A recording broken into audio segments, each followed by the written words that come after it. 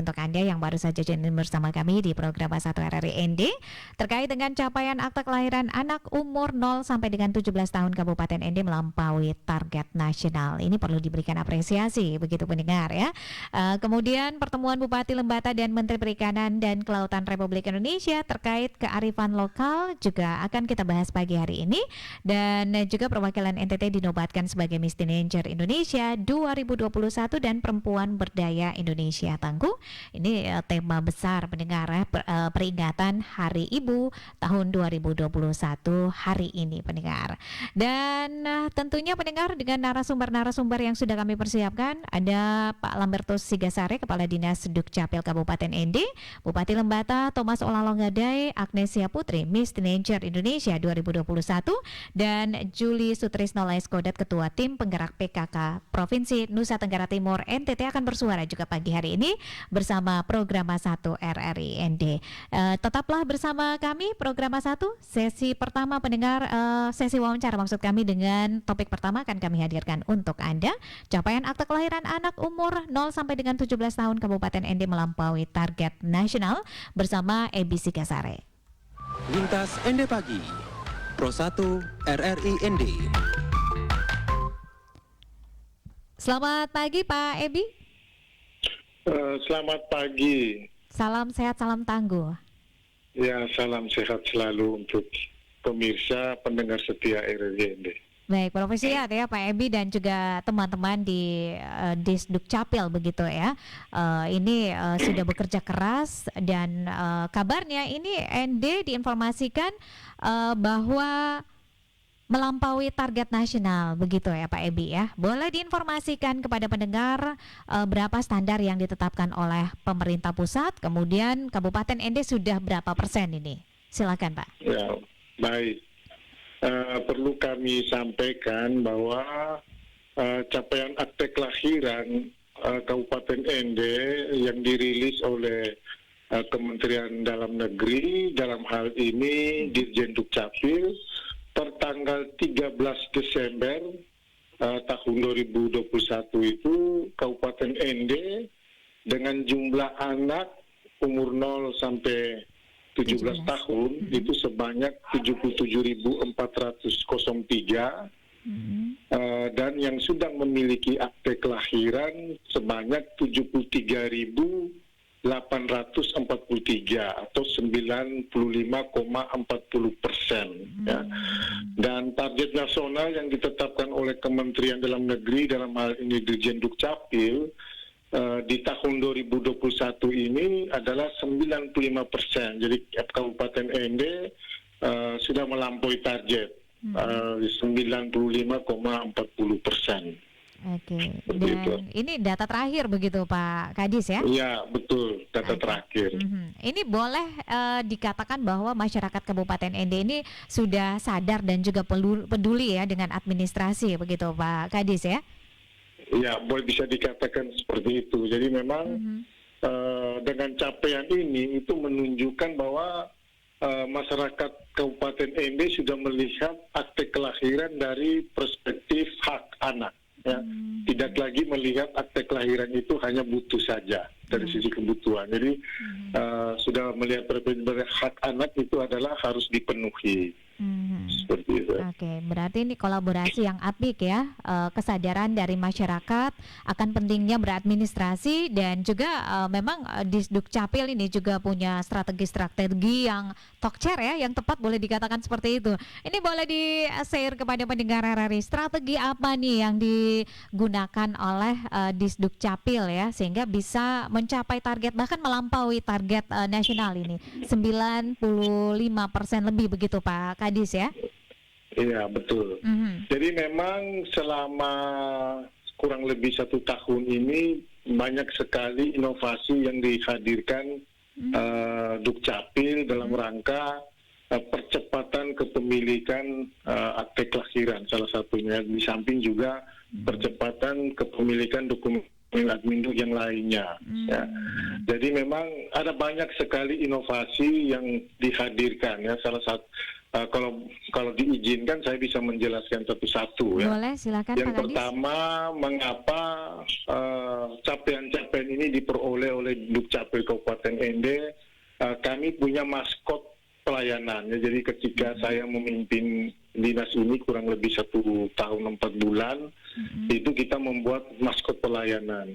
Jadi maskot pelayanan atau pelayanan di mana saja Dukcapil hadir di tengah masyarakat, baik itu jemput bola maupun di kantor maupun di sekolah, itu maskot pelayanan kami adalah Garu Giwa. Ya. Apa itu Garu Jadi Giwa? Garu Giwa ini diambil dari nama burung yang sangat langka yang ada hanya di Danau Kelimutu. Tidak hanya sekedar nama saja, tetapi Garu Giwa ini dia memiliki arti akronim. Ya. Garu Giwa ini diakronim Gerai Urusan Pelanggan Insan Wajib Adminduk. Ya. Nah, dari Garu Giwa inilah semangat untuk bekerja itu kami mulai membangun. Ya, artinya semangat, spirit, kita akan membangun bahwa semua pelayanan di Garu Giwa itu adalah pelayanan mulai dari pengajuan sampai pengambilan dilakukan di satu meja. Ya. Jadi ini maksud pelayanan yang membangkitkan semangat dari semua karyawan Dukcapil, kemanapun mereka melakukan pelayanan, loket itu adalah loket Garu Giwa. Ya. Itu berarti semua proses sampai dengan pengambilan dilakukan di satu tempat. Ya. Kemudian inovasi yang berikut, kami melakukan kolaborasi dengan Dinas P&K. Ya, Dinas P&K, karena memang kita melihat targetnya untuk mencapai akte kelahiran ini ada di Dinas P&K, karena mereka membawahi jenjang PAUD, SD, dan SMP. Jadi setiap ada momen di Dinas P&K, biasanya kami minta diberi kesempatan 5-10 menit untuk memaparkan tentang akte kelahiran ini, pentingnya hak sipil anak ini. Jadi ini berjalan, kemudian kami juga mengeluarkan surat edaran Bupati terkait dengan kewajiban sekolah menerima siswa harus akte kelahiran itu menjadi persyaratan dalam penerimaan siswa baru. Ya, jadi kolaborasi ini efektif ternyata. Jadi kerjasama antara Dukcapil dan Kepala Kepala Sekolah yang mengajukan pengurusan secara kolektif itu berjalan. Ya. Kemudian yang berikut, kita melakukan keliling jemput bola. Ya. Jadi inovasi ini yang kami namakan KEPO. Ya, KEPO itu akronim dari keliling jemput bola. Ya. Dan ini inovasi ini dilakukan dengan pendekatan pelayanan adminduk di tingkat desa dan kecamatan. Ya. Jadi kami setiap minggu itu hari Jumat Sabtu biasanya planningnya itu pelayanan jemput bola ke tingkat desa. Ya, jadi ternyata ini juga tidak hanya melayani akte kelahiran, tapi seluruh layanan adminduk ya kita layani, yang merekam KTP juga kita layani. Kemudian untuk membangkitkan semangat masyarakat atau kesadaran masyarakat, kami punya inovasi yang namanya inovasi Sapadia. Sapadia. Sapadia ini akronim dari sehari pasti jadi akta. Ya.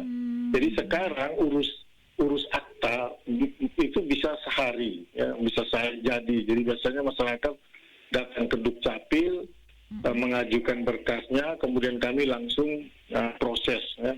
Kami langsung proses berkasnya. Biasanya siang itu sudah bisa dicetak dan diserahkan kepada masyarakat. Dan terbukti ini masyarakat tidak kecewa. Ya. Artinya bahwa yang selama ini mengurus akta itu lama, ternyata tidak seperti yang dibayangkan. Mengurus akta itu mudah, ya, mudah datang.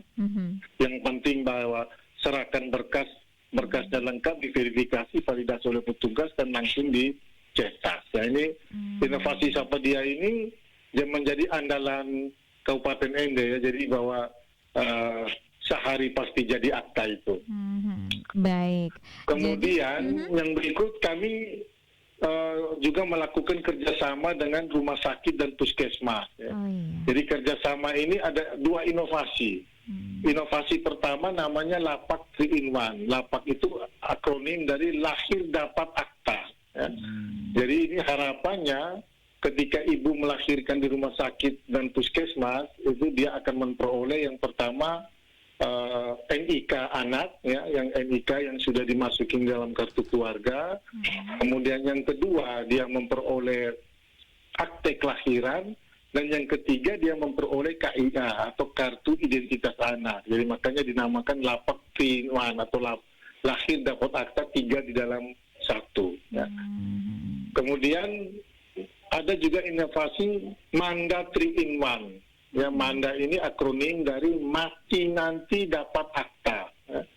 Jadi harapannya ketika orang meninggal di rumah sakit, ini dia akan memperoleh 3 dokumen. Ya, yang pertama itu adalah akta kematian, yang kedua itu adalah kartu keluarga yang sudah tidak ada namanya almarhum, dan yang ketiga itu KTP yang status perkawinannya sudah dirubah. Ya, jadi kalau misalnya ayahnya meninggal, maka KTP istrinya akan dirubah menjadi nikah cerai atau cerai mati. Ya. Statusnya akan dirubah. Baik. Seperti itu. Oke, baik Pak Kadis. Ini keren ya, beberapa inovasi-inovasi yang sudah dilakukan begitu ya.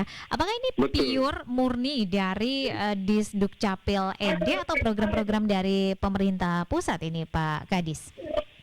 Ini murni ya, makanya kita menggunakan akronim-akronim itu. Ini murni dari hadir dari Pancasila untuk Indonesia. Seperti itu. Dan yang menarik yang terakhir itu kami berkolaborasi dengan Cainfan Internasional, kemudian kita juga berkolaborasi dengan Yayasan Friend dan STM Santo Ursula. Jadi inovasi yang sangat luar biasa, karena akhirnya dengan hadir-hadirnya inovasi yang saya gambarkan tadi, Cainfan Internasional melihat bahwa ada keseriusan ada keseriusan untuk, karena mereka fokus mereka itu di anak, mereka akhirnya menjadi sponsor untuk bagaimana melakukan percepatan kepemilikan akte kelahiran. Makanya kami melihat peluang itu ada di STM Santo Ursula. Ya. Jadi kami membangun kerjasama dengan STM dalam KKN tematik. Ya. Jadi KKN tematik itu mengusung tema pemenuhan hak sipil anak. Ini KKN tematik ini dilakukan mulai dari 30 Agustus sampai dengan 30 September. 1 bulan itu fantastik. Ya. Jadi dalam 1 bulan mahasiswa turun ke lapangan di 29 desa dan 4 kecamatan, itu menghasilkan 2004 akte kelahiran dan 1.500 lebih kartu identitas anak yang langsung distribusikan kepada masyarakat. Ini luar biasa dan apresiasi yang sangat besar dari Cainfan Internasional terhadap kerja baik atau praktek baik yang dilakukan oleh Dukcapil dengan berkolaborasi dengan STPN dan Yayasan Friend. Ya, jadi ini hasil kolaborasi ini sudah kami hasil kolaborasi ini ada sustainable, ada berkelanjutan, karena kami juga punya inovasi pembentukan petugas registrasi desa dan kelurahan, di mana bahwa yang kami harapkan nanti ke depan, urusan admin itu tidak perlu harus datang ke Dukcapil, ya, tapi bisa diselesaikan di tingkat desa. Nah, petugas administrasi desa ini sudah dibentuk dan sudah di SK Bupati tanggal 14.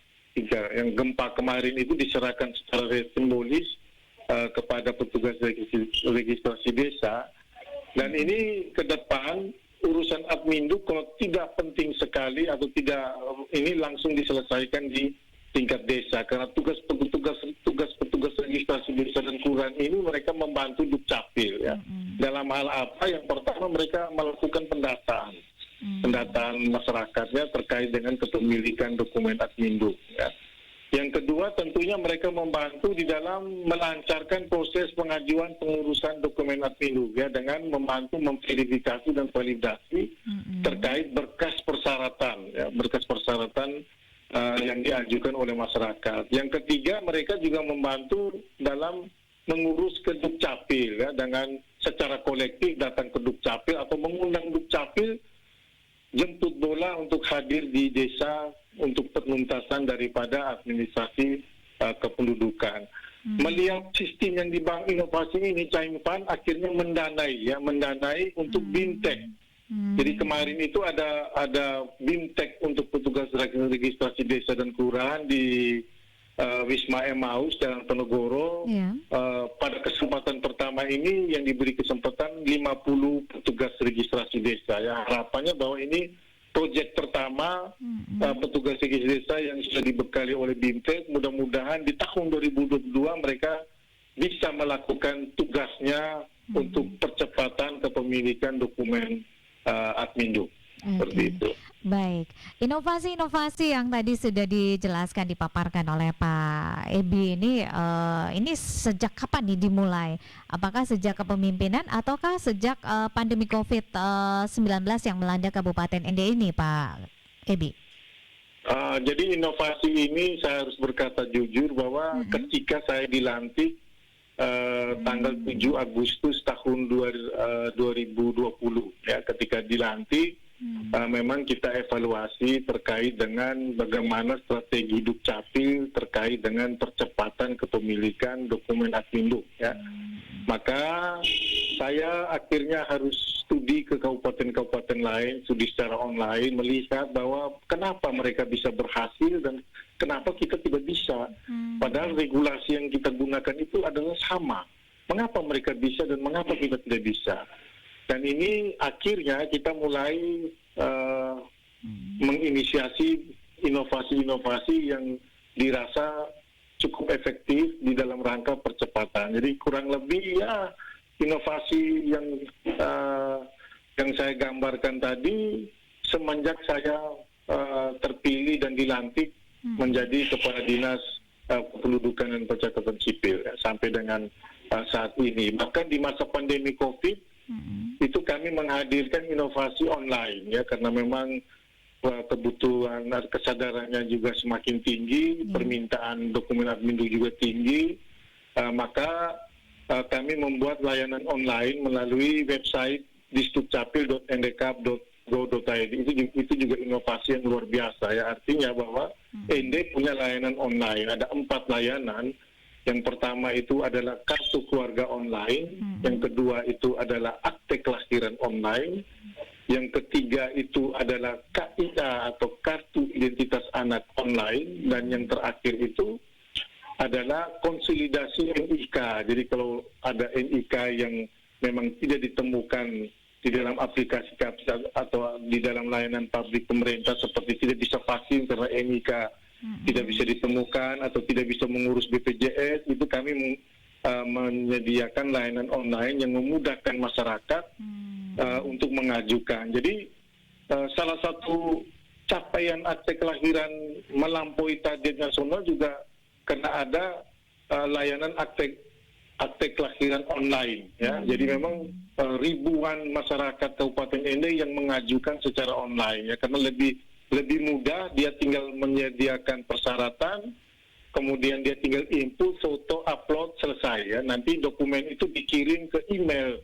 yang dia daftarkan di aplikasi online. Jadi sangat mudah, masyarakat bisa print sendiri dokumen Adminduknya. Oke, baik. Pak Ebi, ini Anda dan juga teman-teman di Dukcapil ya, ini sudah banyak sekali inovasi-inovasi, strategi-strategi yang dilakukan ya. Salah satunya adalah memberikan edukasi langsung ke lapangan, bertemu dengan masyarakat.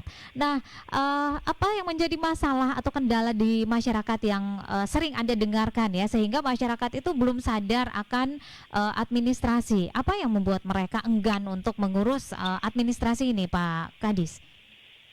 Yang pertama, kalau kami mengamati bahwa masyarakat Kabupaten Ende itu melihat bahwa sudah merasa trauma duluan ya, bahwa mengurus Adminduk itu tuh sulit, sulit lama ya. Jadi kalau tetapi akhir-akhir ini kami lihat sudah mulai berubah ya, dengan kita membentuk petugas registrasi desa, kemudian kami membuat sebuah leaflet.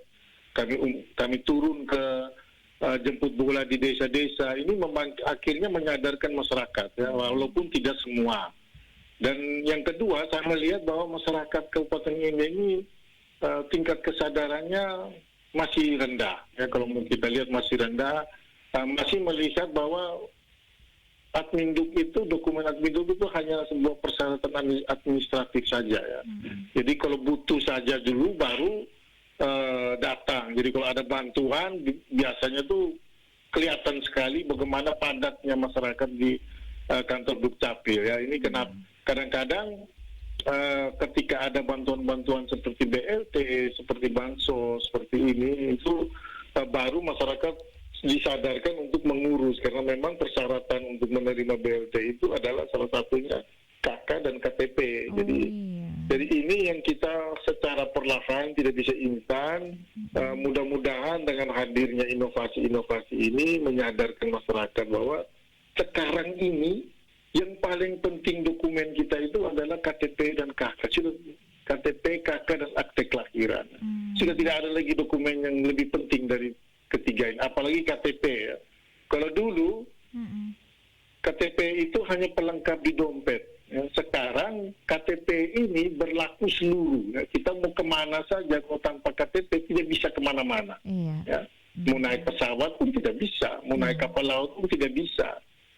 Mau vaksin pun tidak bisa, sakit pun menjadi susah. Nah ini yang mudah-mudahan ini yang akhirnya dari masyarakat hanya melihat dari sisi kebutuhan menjadi perspektif hak, ya, hak masyarakat dan dia harus memiliki. Baik Pak Ebi, terima kasih untuk waktunya bersama RRI. Sukses selalu dengan program-program dan juga inovasi-inovasi bersama teman-teman di Disduk Capil. Selamat pagi, selamat menjalankan aktivitasnya. Salam tangguh Pak Ebi. Selamat pagi, salam sehat untuk semua pemirsa pendengar setia RRI. RRI Radio Tangga Bencana.